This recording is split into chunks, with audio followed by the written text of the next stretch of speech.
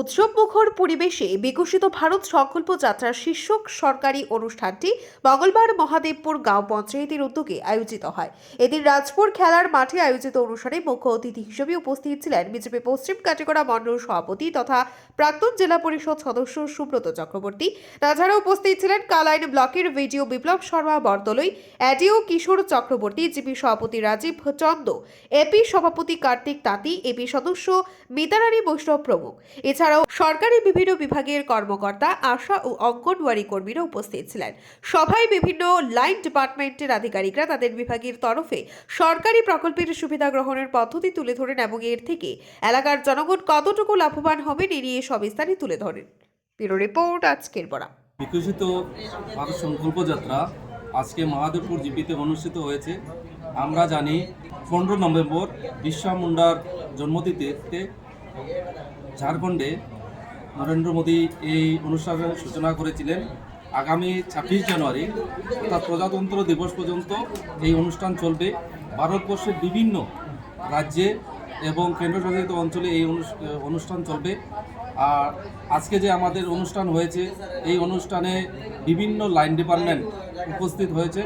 বিভিন্ন ব্যাপারে যে সরকারের যে ফ্যাসিলিটি, যে সুবিধাগুলো কীরকম পাওয়া যায়, এইগুলা ওনারা জনসমক্ষে তুলে ধরেছেন। এই অনুষ্ঠানে মাধবপুর জিপির টোটাল পপুলেশনের মধ্যে 18% লোক এখানে উপস্থিত হয়েছেন।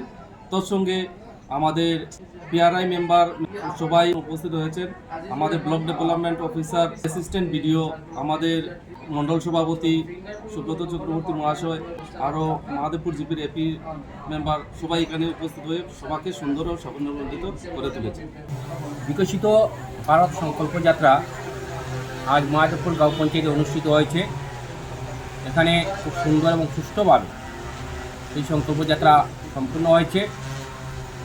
প্রায় 12টি লাইন ডিপার্টমেন্টের আধিকারিকেরা উপস্থিত ছিলেন।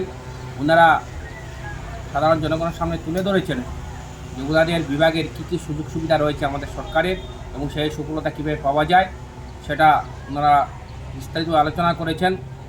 আমি মনে করি যে মহাদেবপুর গাঁও পঞ্চায়েতে যেভাবে সুন্দর সুষ্ঠুভাবে হয়েছে, অন্য কাছাড় জেলাতে ঠিক অন্যান্য গাঁও পঞ্চায়েতে অনেক ভালো হয়েছে এবং এখানে এই জিপির লোক সমাগম প্রচুর হয়েছে।